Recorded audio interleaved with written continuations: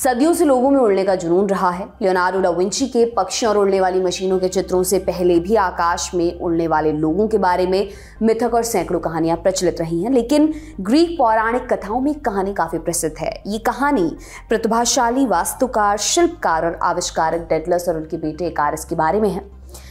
तो ये कहानी कहती है कि डेडलस ने क्रीट के शासक मिनोस के कहने पर एक शानदार भूल भुलैया का निर्माण किया था, लेकिन विश्वासघात की आशंका से डेडलस और उनके बेटे इकारस को राजा मिनोस ने बंदी बना लिया था। इस कहानी में डेडलस ने अपने लिए और बेटे इकारस के लिए मोम, लकड़ी और पंखों का इस्तेमाल करके पंख बनाए ताकि उड़ सकें और राजा के चंगुल से बाहर निकल सकें।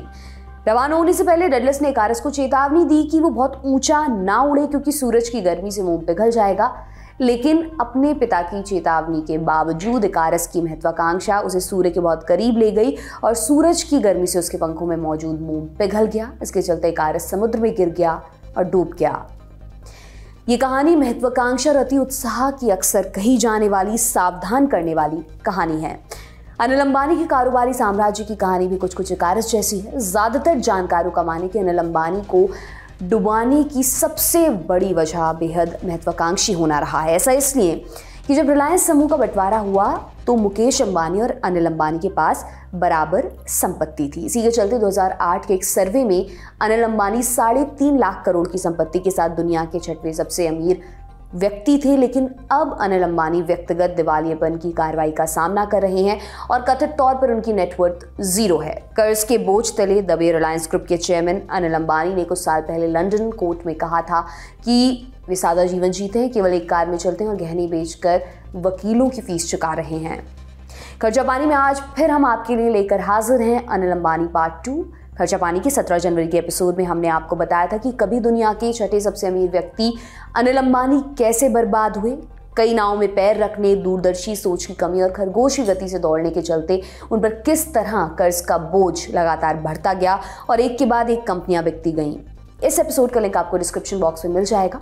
अनिल अंबानी के फेलियर की महागाथा की इस कड़ी में आज हम जानेंगे कि अनिल अंबानी को गहने बेचने की नौबत क्यों आई। इसके अलावा अनिल अंबानी से जुड़े कई और राजों से भी पर्दा उठाएंगे। नमस्कार, मेरा नाम दिव्यांशी सुमराव है। आप देखना शुरू कर चुके हैं लंदन टॉप का डेली इकोनॉमिक बुलेटिन खर्चा पानी। 26 सितंबर 2020 को छपी खबरों के मुताबिक अनिल धीरूभाई अंबानी ग्रुप के चेयरमैन अनिल अंबानी ने लंदन कोर्ट में ऑनलाइन पेशी के दौरान कहा वे सादा जीवन जीते हैं, केवल एक कार में चलते हैं और गहने बेचकर वकीलों की फीस चुका रहे हैं। उन्होंने आगे कहा जनवरी से जून 2020 के बीच गहने बेचकर उन्होंने 9.9 करोड़ रुपए जुटाए हैं।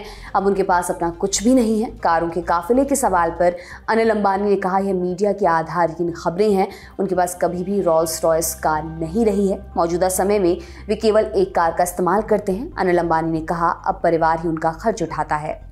लेकिन जब लंदन की इस कोर्ट ने अनिल द्वारा लग्जरी दुकानों पर क्रेडिट कार्ड से खर्च पर सवाल उठाया तो इस पर उन्होंने कहा इस क्रेडिट कार्ड पर उनकी मां कोकिलाबेन अंबानी खर्च करती हैं। अनिल अंबानी ने कोर्ट में कहा वे कभी भारत के सबसे धनी लोगों में शुमार होते थे, लेकिन अब उनके पास करीब 70 लाख रुपए उस समय कीमत वाली केवल एक पेंटिंग है। इसके बाद अनिल धीरूभाई अंबानी ग्रुप के प्रवक्ता ने कहा कि अनिल अंबानी बहुत ही साधारण व्यक्ति हैं और सादा जीवन जीते हैं। उनकी जीवन शैली भव्य नहीं है। वे शुरू से ही शाकाहारी हैं और किसी भी प्रकार का नशा नहीं करते हैं। इन सब बयानों से पता चलता है अनिल अंबानी जो कभी दुनिया के रईसों की जमात से आते थे वो पूरी तरह से आर्थिक और निजी मुसीबतों में फंस चुके हैं। आगे बढ़ने से पहले इस केस के बारे में जानते हैं जिसको लेकर अंबानी को अपनी हैसियत बताने की नौबत आई। दरअसल अनिल अंबानी की कंपनी रिलायंस कम्युनिकेशन यानी आरकॉम ने चीन के 3 सरकारी बैंकों industrial and commercial bank of China की मुंबई शाखा, चाइना डेवलपमेंट बैंक और export import bank of China से मोटा कर्जा लिया था, लेकिन आरकॉम इस लोन का भुगतान करने में असफल हो गई थी। चीनी बैंकों का कहना था इस लोन के लिए अनिल अंबानी ने पर्सनल गारंटी दी थी। इसके चलते अनिल अंबानी से भुगतान पाने के लिए चीनी बैंकों ने लंदन की हाईकोर्ट में मुकदमा दायर किया था। इस मामले में लंदन की हाईकोर्ट ने 22 मई 2020 को अनिल अंबानी को आदेश दिया था कि वो चीनी बैंकों को करीब 5,281 करोड़ रुपए का भुगतान करें। साथ ही कानूनी लागत के तौर पर 7.5 लाख पाउंड करीब 7 करोड़ रुपए का भुगतान किया जाए। यह भुगतान 12 जून 2020 तक किया जाना था, लेकिन अनिल अंबानी भुगतान नहीं कर पाए। 15 जून को चीनी बैंकों ने अनिल अंबानी की संपत्तियों का खुलासा करने की मांग को लेकर याचिका दाखिल की। की चीनी बैंकों की याचिका पर कोर्ट ने उसी साल 29 जून को अनिल अंबानी को अपनी दुनिया भर में फैली संपत्तियों की घोषणा करने का आदेश दिया था। अदालत के आदेश में अनिल अंबानी से उन सभी संपत्तियों की जानकारी देने को कहा गया था जिनमें उनकी पूरी या जॉइंट हिस्सेदारी है। लेकिन जैसा कि हमने पिछले एपिसोड में आपको बताया था कि अनिल अंबानी चाहते थे वे दूरसंचार, बिजली और इंफ्रास्ट्रक्चर सेक्टर के बादशाह बने।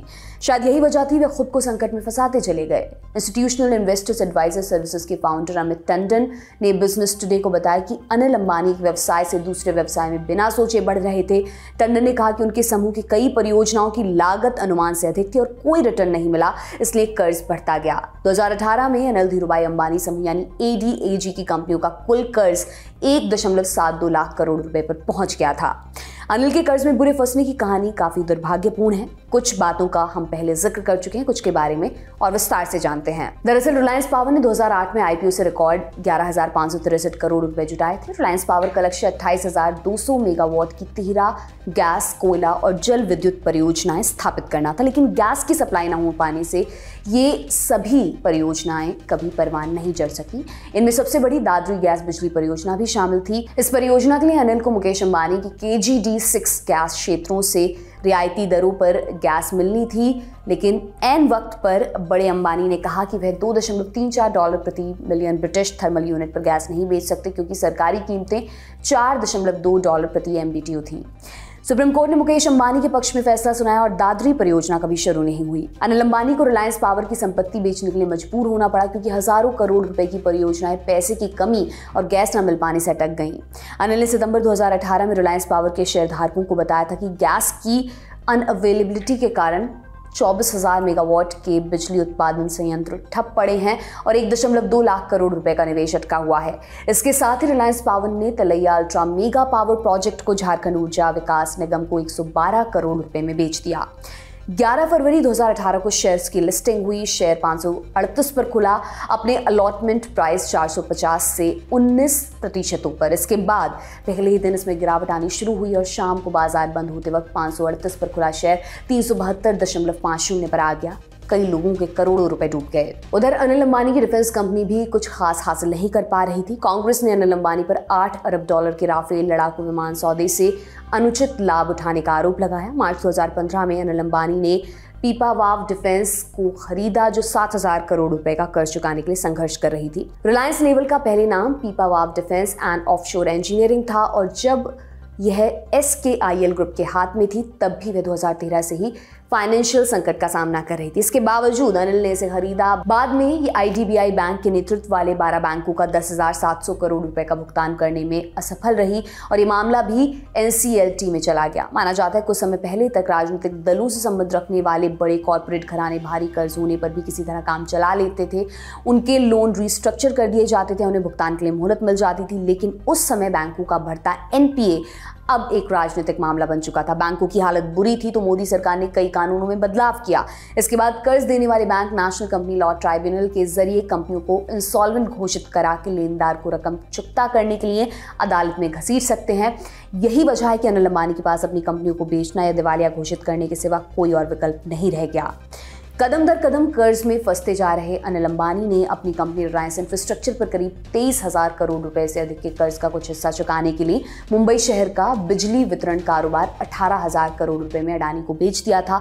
साथ ही रिलायंस इंफ्रा ने अपना सीमेंट कारोबार भी बिरला कॉर्पोरेशन को 4,800 करोड़ रुपए में बेच दिया था। साल 2019 में रिलायंस कम्युनिकेशन ने 46,000 करोड़ रुपए के कर्ज के साथ दिवालियापन अदालत यानी NCLT का रुख किया। इसी तरह प्राइवेट सेक्टर की येस बैंक ने मुंबई में अनिल धीरूभाई अंबानी ग्रुप के हेडक्वार्टर रिलायंस सेंटर को अपने कब्जे में ले लिया था।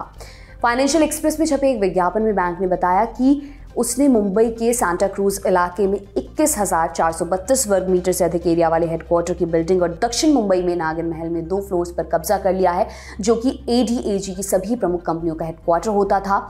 अनिल अंबानी इस बैंक का भी 2,892 करोड़ रुपए का बकाया चुकाने में विफल रहे थे। अनिल अंबानी की कंपनियों का कुल बाजार मूल्य 2019 में गिरकर 2,361 करोड़ रुपए पहुंच गया, जबकि 2008 में ये 4 लाख करोड़ रुपए से अधिक के शिखर पर था। कुल मिलाकर अनिल अंबानी का कोई भी धंधा पनप नहीं पाया और उनके ऊपर आज भारी कर्ज है। अब वे कुछ नया शुरू करने की हालत में नहीं है। वे अपने ज़्यादातर कारोबार या तो बेच रहे हैं या फिर समेट रहे हैं। हालांकि टाइम्स ऑफ इंडिया की एक रिपोर्ट बताती कि अनिल अंबानी अभी भी करीब 20,000 करोड़ रुपए के मालिक हैं। उनके घर की वैल्यू ही 5,000 करोड़ रुपए बताई जाती है। अब अनिल अंबानी की ज़िंदगी से जुड़ी कुछ दिलचस्प बातें भी जान लेते हैं। अनिल अंबानी को उनके भाई मुकेश अंबानी ने जेल जाने से बचा लिया था। अनिल अंबानी को एरिक्सन को तय समय सीमा के भीतर 7.7 करोड़ डॉलर का भुगतान करना था, नहीं तो जेल जाना पड़ता। इस बकाये को चुकाने में अपने बड़े भाई मुकेश और भाभी नीता अंबानी की मदद के लिए धन्यवाद करते हुए अनिल अंबानी ने एक बयान जारी किया। इस बयान में लिखा है, मुश्किल घड़ी में मुझे अपने परिवार से मदद मिली है। यह हमारे परिवार के मजबूत मूल्यों को ही दर्शाता है। जिस वक्त मुझे सबसे ज़्यादा मदद की ज़रूरत थी, मेरा परिवार साथ खड़ा हुआ था।